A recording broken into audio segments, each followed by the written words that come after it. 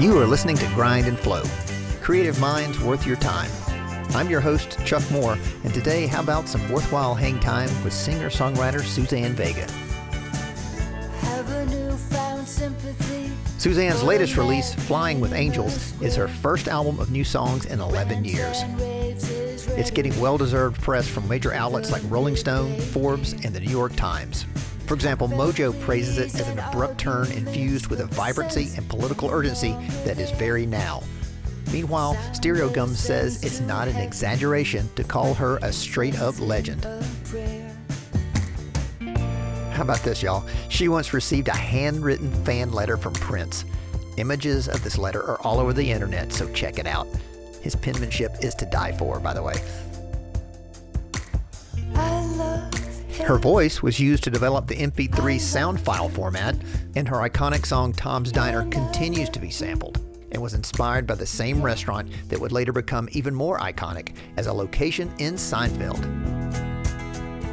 But we will not be talking about any of that. If you're curious, Google is your friend. This interview is an opportunity for a private masterclass with this aforementioned legend. Our own little TED Talk, just Suzanne, you guys, and me. We'll cover working through dry spells, how structure can be a plumb line to help you push forward, writing as prayer or therapy. This is one of my favorite new interview questions. And how was it being a single touring rock and roll mom? I'm flying with angels. And the Beatles. Lord love her, I will always make time to talk about the Beatles. Suzanne also takes us behind the curtain with her new album, which was informed by her last few years as a caregiver for both her mother and husband. Also, how this organically led her to explore political themes for the first time in her music. This is unusual territory for Suzanne Vega, but these are unusual times, and I think it totally tracks. I met Suzanne and her husband Paul years ago during my time at Turner Classic Movies, and I even had the pleasure of directing her in a music video. That remains for me a personal career highlight. And it was this connection that ultimately led to the privilege of this conversation, which I'm so excited to share with you. So now let's lean in and enjoy our time together with Suzanne Vega. Say, pretend I'm 8 years old and we just met. Who are you and what do you do? Well, I'm a songwriter. I write songs and I also sing them. So I'm what you call a singer-songwriter. And I do other things as well. I write and I've made a film, but mostly what I do is write and sing. What do you like about what you do? Where do you find enjoyment, fulfillment? Well, I've always loved singing songs. I started singing them to my brothers and my sister. So to make my living at it is really great because it's basically the same stuff I did as a child. But I get to do the songs that I like because I write them. What's hard about what you do and how do you push through those difficult times? Oh, every time I write a song, I feel like it's a miracle, really, because there are times where I feel like, oh, nothing's speaking to me. I have no ideas. The ideas I have are no good. Sometimes you can get a negative flow going in your mind. So, it's funny because every so often I'll send a song to my daughter and I'll say, "Isn't it's amazing? That I have this other song," and she's like, "Why? You've written so many. Why do you still think of it as like anything miraculous if you manage to finish one?" But each one feels like this new strange thing. So that's the difficult part, is working through the dry spells. Right. Any tricks or hacks for working through those dry spells? Well, it's really good to remember that even if you are in a dry space or you feel like you're working on a song that's maybe not up to much, if you can get the form of it right, a lot of times when you're done with it and you go back and look at it, it will be just fine. But it means, like, I had a song on the last album called Alley, and I was really having a hard time with the message of it. Like, what am I talking about here? I had this vision of someone, me, I guess, sort of rising up the alley and sort of floating above the city. And I kept thinking, what am I talking about? But I kept feeling like this was the definite image that was at the core of this. So rather than trying to figure out the message, I just went to the rhyming dictionary and the thesaurus and just hacked away at it in a very precise and almost mechanical way. Um, and then it seemed to write itself, once I got that down. And when I sing it, it feels fine. It doesn't feel like the problem child, it feels like, phew, did it. That, It that's the works. perfect that's the perfect thing for grind and flow. That grind, which can be pleasant, the working through it. So since there is a grind, what keeps you coming back? Because I would imagine from what I've read, it would seem to be easy to fall back on such a big library of songs that you have, and it is arguably harder to come up with new things that stand up against, like Luca or something like that. So what drives you to go through that angst? Well, because I don't like feeling like a novelty act or like a nostalgia act. I don't mind singing the old songs, but in order to really feel like an artist, there has to be something pushing forward in the present. Um, and that's important, I think, for an artist. You have to define yourself in the era that you live in. And I'm still alive. So that seems like a no-brainer. Seems like, well, we're going to write a bunch of new songs, and this is who I am in this decade. And the fans like it too, because even though they like the old material, a lot of them want new stuff as well. That's got to be rewarding. Yeah.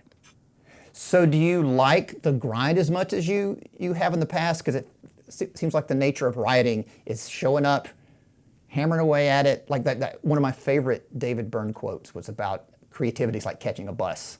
You can't catch the bus until you get to the bus stop. So do you still like going to the bus stop and for the same amount of time that you may have done 20 years ago? Um, yeah. I mean, there's ways to trick yourself into doing it. And my biggest trick, I guess, is my collaborator, Jerry Leonard, who we've worked together now for 25 years. Um, and it's more fun writing with him than it is just to kind of sit in my room in a solitary way and try and wrestle with it. I mean, I always have a moment where I have to wrestle with it in a solitary way. But what he does is he invites me to the studio to write. And so we have lunch and we have tea and then we have more tea. And of course, caffeine helps any kind of flow. So, we talk about whatever's going on in our lives. And by the time we're done with tea and lunch and cookies and we can't drink any more tea, then we go to the little room and then we start to play. And we start to talk about music and what we're listening to lately and what's exciting and what is exciting to us in the moment. And we listen to anything from Lana Del Rey to Trent Reznor to Radiohead or Bob Dylan, Woody Guthrie, whoever it is that's on our radar at that moment in time. And then it's playtime, and we write together, we do melody work. I always work on the lyrics, and most of the time I work alone on the lyrics. But so it helps to make it fun, to have a partner. And then Paul Simon was the one who told me if I wanted to write something joyful, get up in the morning, drink a ton of caffeine, and then try and write your song. So it was actually a great bit of advice. Right, feeling groovy, absolutely. Um, t- Tell me a little more about Jerry and how you guys found each other and how your relationship developed, because this feels like a long-lasting creative marriage that some people may not be aware of. Yeah, I met Jerry in 2000, and he was part of the production team that worked on the album called Songs in Red and Gray, which I did with Rupert Hine. And he's That may be very my I'm sorry. creative. That may be my favorite album of yours, even Oh, against the other stuff. It's a wonderful album. oh, that's so nice. Thank you. Yeah, so at that moment in time, I had made an effort to go back to the writing group that I was part of when I was in my 20s. So I wasn't really collaborating with anybody. I had 10 songs, I'd written them all myself. Um, and we started to work with Jerry and the whole team. And Jerry came up to me at one point and said, he pointed out that he could play all my guitar parts the way I play them. So, which I thought was interesting, but not relevant because I'm like, great, but I'm playing them. So you can just play your parts. and I'll play mine. But I kept it in my mind. And then 2 days before 9/11, I had a bicycle accident and I broke my left arm. It was useless. It was like I could not use my hand. And we were going on tour to promote Songs in Red and Gray. And I remembered that he said he could play my guitar parts like I do. So we asked him to come on tour with us, which he did, and he played all my parts and all his parts. So that worked out amazingly well. So we started a touring relationship, and then David Bowie from time to time would come in and pick him to go on tour with him. So I had to adjust to that. But eventually we became a duo, which was fascinating because he could kind of get into all the old songs and perform them as though he were the entire band. Yeah, so that worked out really well. The rest of the band didn't like it so much if they weren't invited on the tour because Jerry Right. was playing their parts too. So, Right. but it worked out for us as a team, and we've also played with full bands, and it's very fluid. Um, so that's how that started. And it's still a very vibrant sort of creative relationship. We're always throwing ideas at the other one and, seeing what comes from it. Wow, that's yet another theme on Grind and Flow. That flow, life throws something at you, and you're able to pivot and do something that's been meaningful. She's a dusty Springfield of the South, leatherette pants and a pale pink mouth. If you haven't already, please tell a friend about Grind and Flow. And hey, what's the show about, they might rightly ask. Grind and Flow is about the grind, the intention, the hard work, the flow, inspiration, and happenstance. Every episode, 'tis I, Chuck Moore, who presents impactful origin stories and insights into self-care and personal growth. These are relatable stories from notable people across the arts, entertainment, business, and beyond. Grind and Flow, creative minds worth your time. Going along our usual path, my love and I on an ordinary day. Suddenly, I don't think we hear enough about your guitar chops, your melodies, and also your record-making craft. Okay, let's start with the guitar playing. I mean, I've always loved the acoustic guitar. I've always loved the sound of it. The sound of a plucked string to me is something really magical. And when I was in my teens and trying to teach myself how to play, I had one or two teachers, but that always lasted maybe one lesson, maybe two, because I did not like the usual ways of playing. What I did was I just spent time with the guitar and figured out patterns that I could do with my right hand and chords that I liked with my left hand. And I only liked specific chords, and I didn't. Back in those days, I made an effort not to just use major chords that you would hear in a folk song, say. Although the first person when I started to learn songs, I learned from an album of it was called Folk Song and Minstrelsy, and someone had thrown it or given it away to a thrift shop, and I bought it for very cheap. Oh, wonderful. And it had a lot of Woody Guthrie songs and Cisco Houston songs. So I started by learning those songs and some other ones too. So the basic songs you could learn them. Hard Traveling by Woody Guthrie, or I think that one's by Cisco Houston. I could mimic it. And so I did that for a while. But then I started to pick up like pop songs of the 60s, and they had groovy jazz chords, like the song Sunny has some chords that I still use now. And the way I pick is I use my fingernails. Eventually I got a thumb pick and I started to use that. But there's a certain sound to the way I attack a string. It's people have described it as flinty.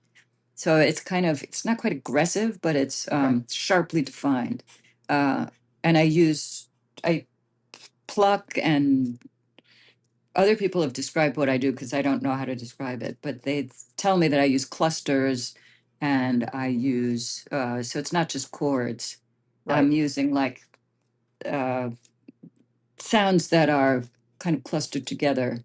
If it were keyboard, they'd be clustered together. Oh, wow. Yeah, but I don't play keyboards. I've never had a knack for it. I tried many times to learn the piano and just never caught on. Right. And talking about finger picking, the first time I saw you, you broke your nail. And so you announced you weren't going to be able to do Small Blue Thing. And that was a big disappointment.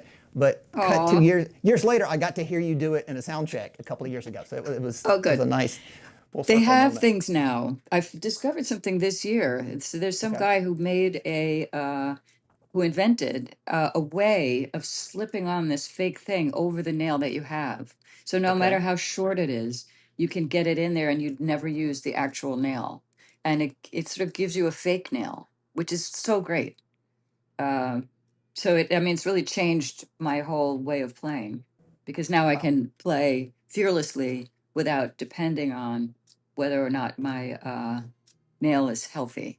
You know, Nice. it's kind of ridiculous when you think about it that everything should hang on your relationship with, you know, your fingernails. Everything hangs by a literal fingernail.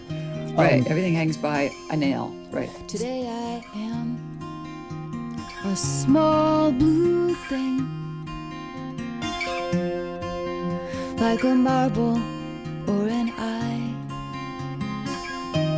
Talk to me about your evolution as a performer in the early days, because it's really hard for one person and a guitar to hold an audience's attention for an extended period of time. Or do you agree or disagree? I do agree. I do agree. But one of the best training grounds I had was my years hanging out at Folk City, the club in New York. Everybody played acoustic guitar. That was your job, was like to get up there and hold an audience's attention for, you know, I think we used to do 40-minute sets and that kind of thing, or maybe you do a whole show and then maybe you do another show. So everyone we saw there, Mose Allison or Rick Danko, you know, Oh these my. or you know, there's so many people that I saw there. Um, Not to mention people of my own generation who were writing songs. You had to learn not just how to play the guitar or the dulcimer if that's what you were into, or the piano, but you had to, and then you had to sing the songs. You had to be a good songwriter to be respected, and you also had to be entertaining in some way. You know, you either had to talk to the audience or, you know, have an interesting persona. Um, so I watched many shows there. I mean, we would all come down and hang out and drink at the bar as long as they would let us, and watch the performers. So, but I have evolved. I'm happy to say, because in the beginning, you know, you would never guess from some of the things that I've seen from the 80s, you would never guess that I was a trained dancer for 10 years because I read I that, never yeah. moved away from the microphone. I was Right. terrified, actually. I felt self-conscious. I became successful very quickly, so I had thousands of people staring at the show. Right. So I didn't feel comfortable to experiment or to walk around. Not to mention, I was holding a guitar almost all the time. Right. So the lovely thing about Jerry's pronouncement to me, I could play the guitar the way you do, is that now he often does that. Okay. So It frees you up.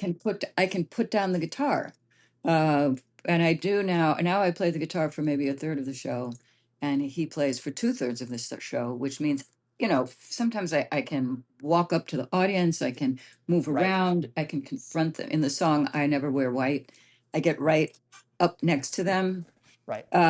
you know, and I can play, I can fool around, I can experiment, or I can just stand there and sing if that's what I feel like doing. So it's I feel so much more free now than I did in my early years. That's wonderful. So you went to a performing arts high school, right? Yeah, I went to the High School of Performing Arts. One point I've read, it seems like you were more of an introvert, and that a line of that desire to be in front of people, but also to be an introvert. Was there a tug? Yeah. In fact, I think the way it's put is like there are some people who don't like to be perceived. They don't like to be looked at. And I was a bit like that, which made those first auditions totally bizarre. You know, I was 16 years old on my first auditions, and I would go down to the folk clubs in the village, and I'd be angry and annoyed because people were looking at me, which is kind of weird. So I, you know, I Right. had to do Right. a cognitive thing. you know, I So had what made you to, decide I'm going to push through this? Like what was yeah, that drive? yeah. Well, I had to really, I was like, well, if you don't want to, if you don't want people to look at you, then why are you standing on the stage? You know, why do you feel Right. compelled to do that? If you're going to Right. stand on the stage, you can't just scowl at the front row of these moronic guys who are staring, you know, making suggestions that I should smile more and all this crap. So, Okay. you know, I had to deal with that, and I had to learn how to put on a show, and I Mhm. had to make peace with the fact that people were going to look at me if I'm going to stand on a stage. I suppose I could be like Miles Davis and turn my back, but not in the beginning, Right. you It's know. hard to get away with that unless you're Miles Davis. Yeah, yeah. I'll tell you what it is. It's the thrill. In a Mhm. way, it's the way some people are drawn to skydiving because they're afraid of heights. Right. That's what an audience is for me. It's like it's a thrill and it's a joy and I love it. In a way, it connects to what I used to do with my brothers and sisters. You know, I Mhm. used to do, my mother would say, go take these kids and do something. So I would sing to them or tell them stories or do puppet shows. Right. So they were my first little audience. And I loved that feeling of the preparation and then, you know, the little audience, and I could make them laugh. I could make them enjoy things for an hour. Are you able to stay in that play space now, or do you get butterflies at all now? I do get nervous at the beginning of a tour when I'm not sure what we're doing, which happens rarely because I've worked with Jerry now for so long and we tour together and write together and record together. We're always working in new songs to the set. Mhm. So these days, I almost always know what I'm doing beforehand. It's never like I'm starting something where I don't know what we're doing. We know that the audience they like Marlena on the Wall, they like Mhm. Luca, they like Tom's Diner. So we start with Marlena on the Wall and we have Tom's Diner and Luca as sort of the peak experience near the end. And then we play with the set list in every other way. You know, Right. we add old songs, we add new songs, we add new songs to the encore. So I'm almost never doing completely unfamiliar things, but I do Right. once in a while still get nervous. I like the feeling of communing with the audience and Right. you know having a good time with them. It's like a giant party these days. I think it's partly because of the success of Tom's Diner. It used to be this solitary song that I used to open with, kind of introspective, but now it's like this song where everybody knows the song. They sing along. It's like Yes. party time. So it's just an outburst of joy. So Right. why would I not want to do that? One day you'll find me ascending the alleys. And more on some of the craft things that I don't think you get enough credit for. One are your melodies. And you mentioned Alley. It's one of my favorite songs. Just it's got that classic Suzanne Vega melody to it. I mean, you are a pop song crafter at a certain point. Any thoughts about that or influences on that aspect beyond the folk influences, certainly the pop side of things? Yeah, let me think. I mean, in my way of thinking, simple is always best. Mm-hmm. In fact, sometimes I have to fight the band ever since the second album. When I would record, the guys started to come in with, "Oh, this needs an intro," or "Oh, this needs a bridge." The guys in the band like bridges, Right. and I was like, I asked them, "Why? Why do we need all these bridges? What's up with that?" Right. And they were like, "Well, the song has to go somewhere." So I'm like, "Okay, I mean, so you have a bridge so you can go somewhere and then come back, right? That you needed, like, you know, to me it was very literal, the literal. I had a literal mind. So I'm like, okay, you guys build the bridge, and I'm going to give you all the verses and the choruses because that's what I think of. Um, and to me, they just arrive many times.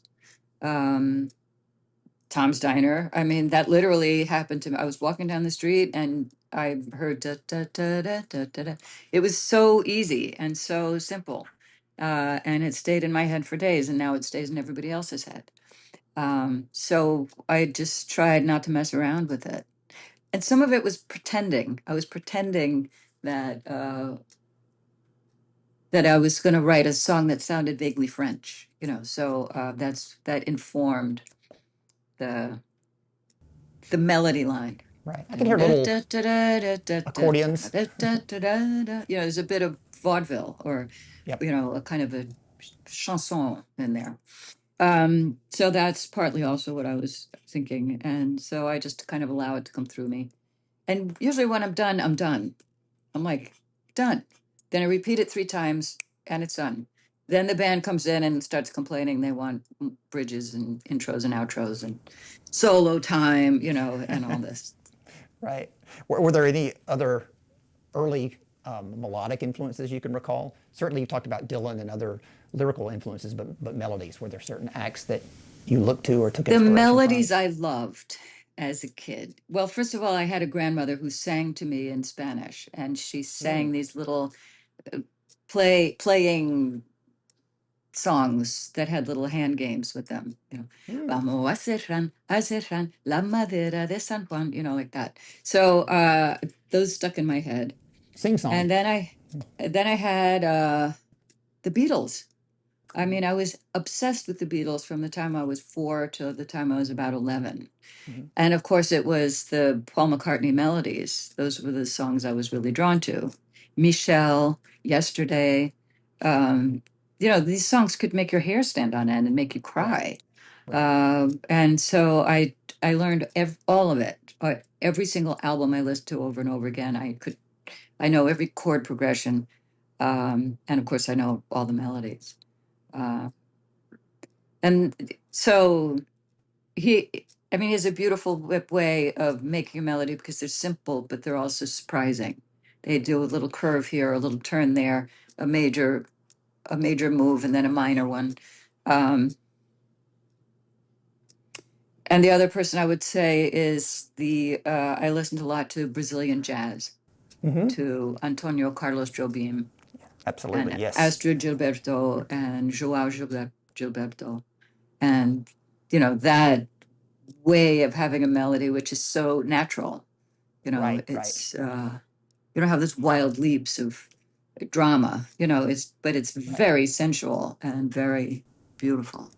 Yes, we love Brazilian music in our house. And also, as a Beatles obsessive, it's great to hear Suzanne Vega call out McCartney. Yeah, well, I could tell the difference in style between Paul McCartney songs and George Harrison's and John Lennon.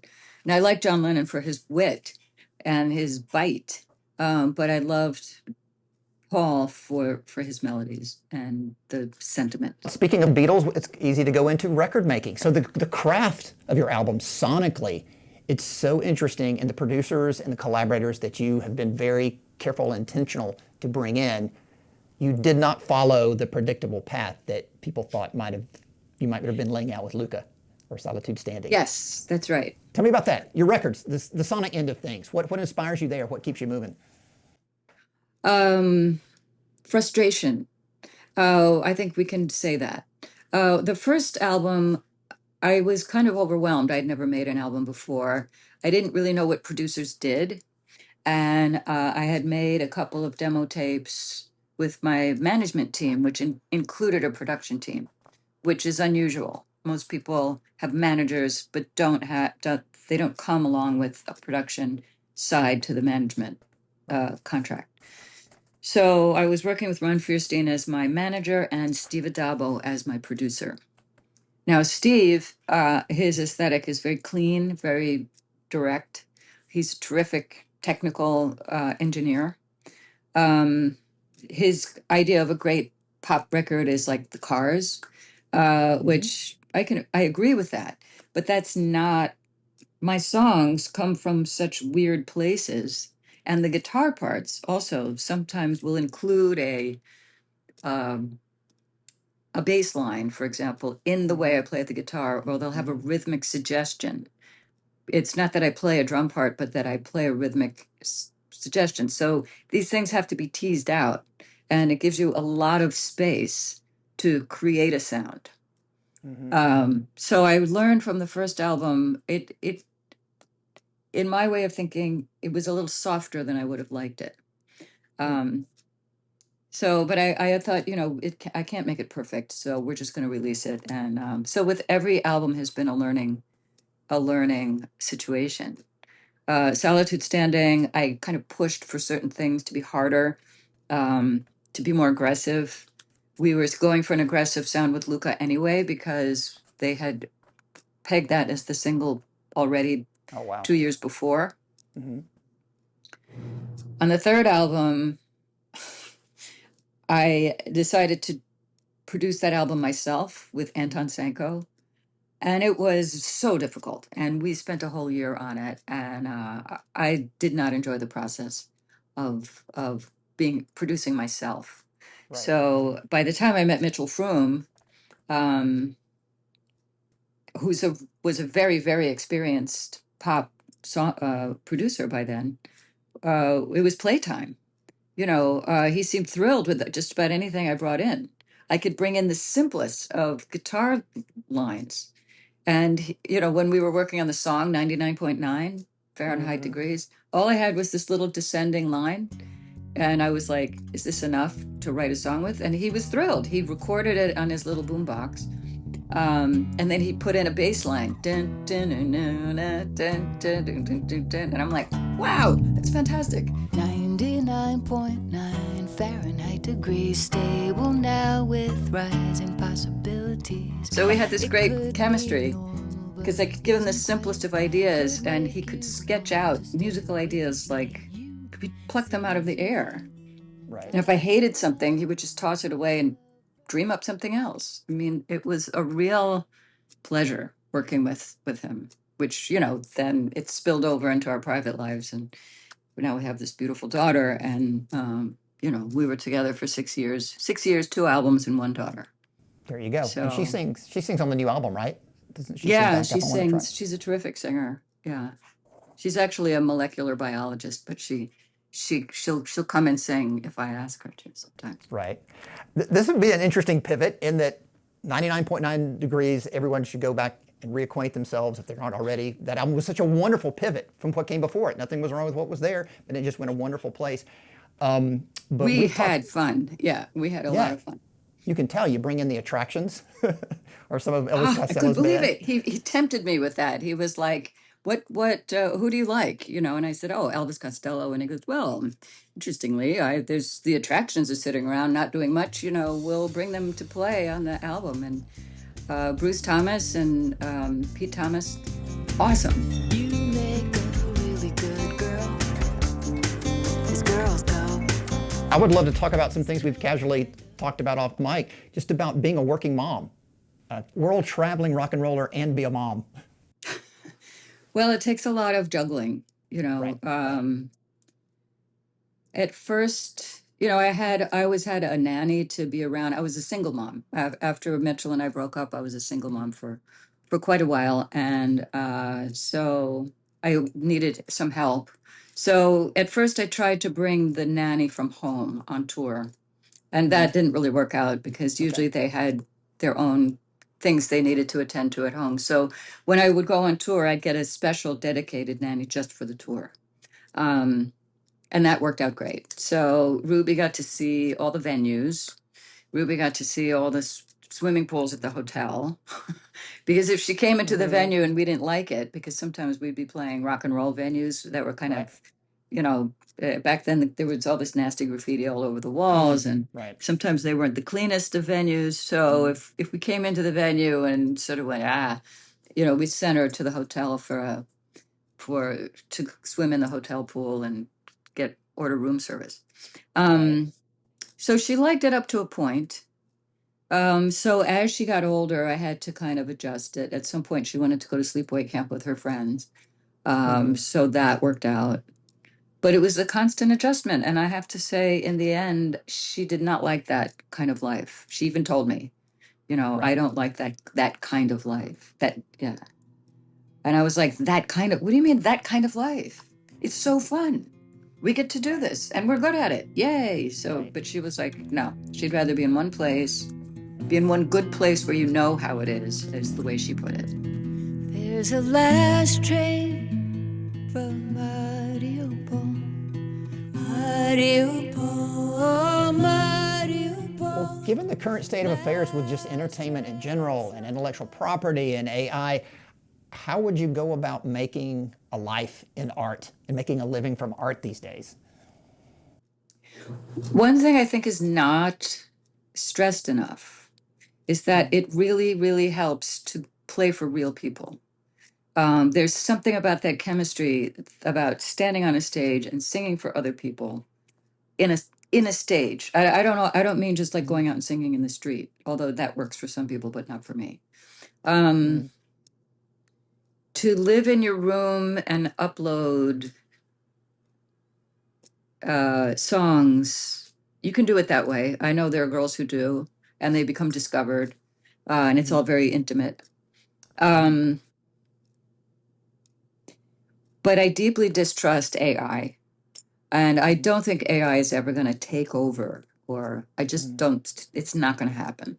AI will always have that freaky sixth finger, or like, I saw one recently where the cigarette was coming out of the hand, and I'm like, Right. stop. Just Right. stop. What about Don't with the interact hands? with AI. Don't do it. Right. Don't let them take over your Right. life. You don't need AI. You need to do the hard work yourself. That's Right. rather than having all these shortcuts like, oh, I'll have AI summarize all this stuff. It's like that's part of the task of doing the work is, it's like parenting. There are some things in life you have to do yourself. You can't get someone else to do your prayers for you. You can't get someone else to take a bath for you. Right. You can't get someone else to love for you. You have to be there and do it yourself. And in that way, there's no shortcut to finding your path artistically.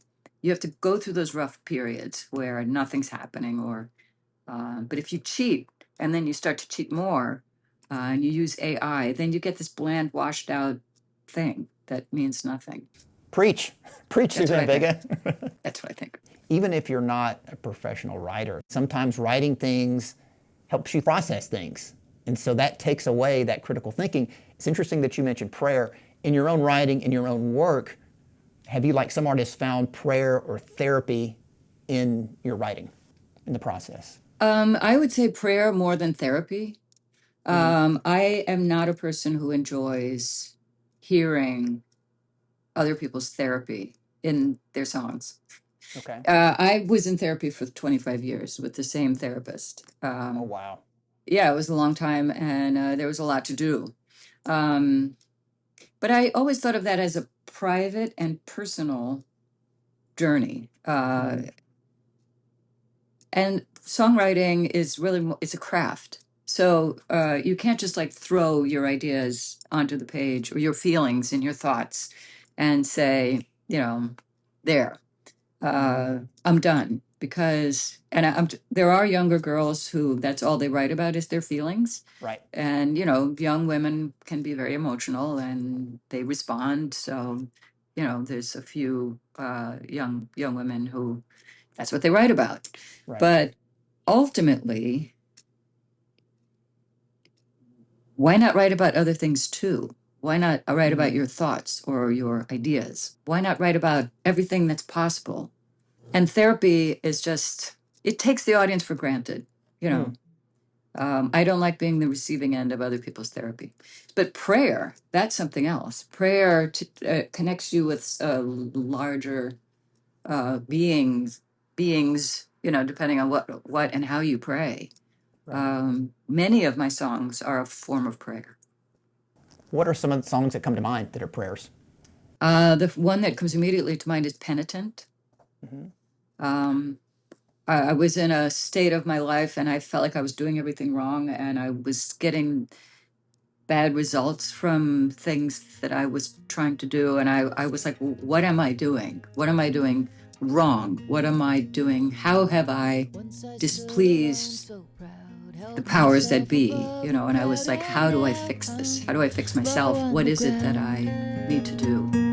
From here I look around to see what avenues belong to me. I can't tell what I've found. Now what would you have me do? I ask you please. Penitent is the one that comes to mind immediately because when I'm in a church, I love to sing that song. Or if I'm in a certain mood, Spain, if I'm in Spain on a hot, dry day with a glowering sun, I kind of feel that same feeling. Interesting. In Liverpool with all the church bells, or is that totally separate? Oh, yes, in Liverpool. Except for the boy in the belfry, he's crazy. He's throwing himself down from the top of the tower like a hunchback. Yeah, well, that was a different kind of prayer because I was sort of seeking my first love that I had, which had made a huge impression on me. And then there were the bells of the cathedral, and I was sort of seeking that again, some kind of love. I certainly am.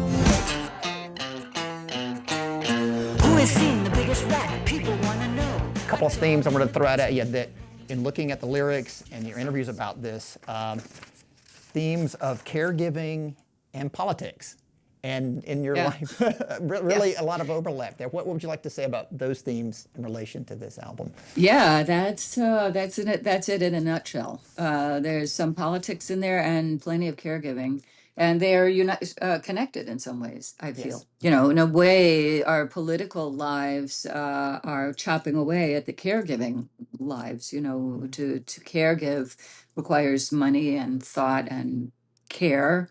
And we are experiencing the opposite of that, I think, in our political world right now. And it's kind of, this song kind of came to fruition over the COVID years. You know, when we were home, I felt too anxious to actually write, but I took plenty of notes in my journals. And I took note of what the city felt like without anybody there in it. And all you heard were ambulances. There was a clarity to the sky because no one was driving their cars. Right. So everything had this crisp, weird feeling to it. It's kind of surreal. And then that constant sound of the ambulances, and the fear.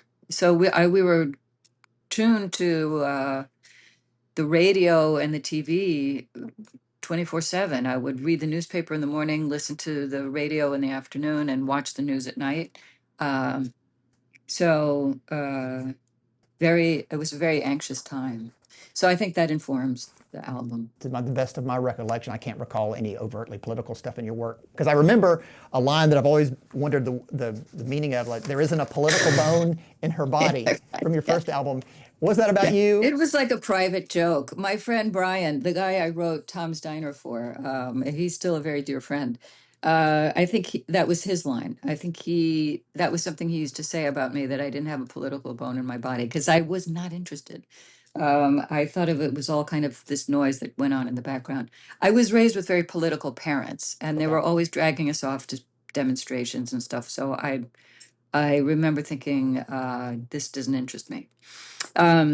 Because I figured it would take care of itself. I always voted, but I didn't feel that I needed to be involved on any. It wasn't like a driving passion, certainly. It was, I mean, I barely read the paper, except for the funnies. So, and the horoscope.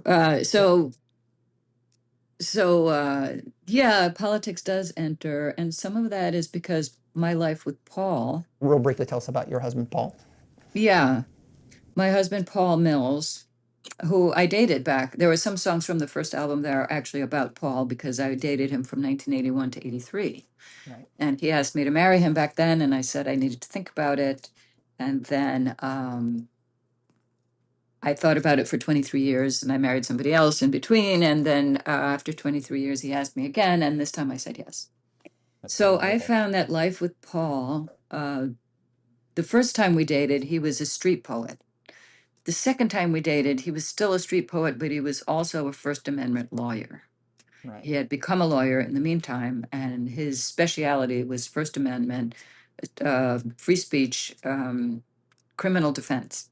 Mm-hmm. So I found in our years together that he would become involved he was involved, for example, with Occupy Wall Street, Ducati Park. he went down there. He was interested in what was happening and the way that they occupied this public space and that it was a place for free speech.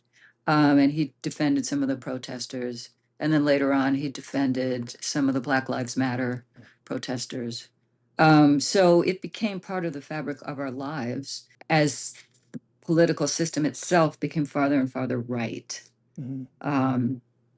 In fact, I remember when the night Obama was elected the first time, he did not believe that Obama was going to win. We had a bottle of champagne and he would not let us open it, even though we could see that it was going to happen, until my daughter saw the number in the corner of the screen saying he had enough results to win. So that became more of our lives, both when the left was elected and then also when the right became elected. It became part of the dialogue of our life together as we got older.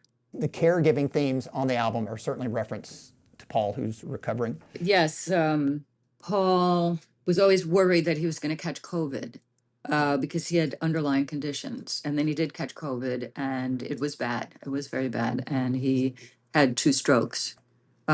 Which then we learned he had had a previous one. So he's now a 3-time stroke survivor. Right. So that has kind of informed the album. My mother also has Parkinson's, and so she's had it for 23 years now. So there's also that element kind of ticking away in the back.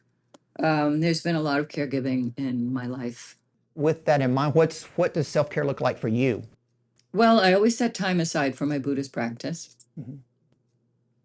I'm very diligent about it because as a Buddhist, I say the prayers out loud and I also chant. It's sort of internal meditation. I actually chant out loud. So for a person who now has to speak for my husband, because he's had to relearn how to speak. Right. So very often I'll speak for him. And I sing an hour and a half a day sometimes, or take singing lessons. I do interviews like this, maybe 2 hours a day. Oh, wow. So I really have to be careful how I use my voice. So I do 15 minutes of chanting every day. I'm very diligent about it. And that I feel is a form of self-care. I try to be careful with what I eat and not be too indulgent, because you can hurt yourself. Right. By eating too much junk. I try to go for a walk every day. I live near the park, so an hour in the park is like bliss. What else do? I go to the gym. That means a lot to me. I used to have like massages and that kind of thing, but I haven't since COVID. It's been so I'm trying to work my way back to some sort of regime. Right. So Suzanne, thank you for taking time from your day, the use of your voice for this interview. It's great to catch up again. Thank you. It was a real pleasure, and it's nice to see your face again and chat. Thank you, Suzanne Vega. As I record this outro in late September 2025, Suzanne just announced new tour dates for early next year. Seeing her live is well worth your time. Her voice is always in fine form. She has a lovely rapport with the audience. And musically, of course, she and Jerry are hell tight. A good time is guaranteed. Meanwhile, some brief show notes. Throughout this episode, you heard much of Flying with Angels, her new album. We also heard classic tracks, mostly from Suzanne's Close-Up album series. All are now available for streaming and purchase. And on a personal note, this is my first ever remote interview. I was on family vacation in rural New England when we landed the interview time, and my family was very patient as I briefly went AWOL. And a big thank you to the kind and knowledgeable staff at the Brooks Memorial Library in Brattleboro, Vermont for flawless Wi-Fi. You gotta love librarians. Support our libraries, y'all. And that's it for Grind and Flow. Please follow or subscribe on the usual podcast outlets and on Instagram at Grind and Flow Official, spell out and. We also have email now, so please say hello at grindandflowofficial, spell out and, at Gmail. Until next time, thanks again.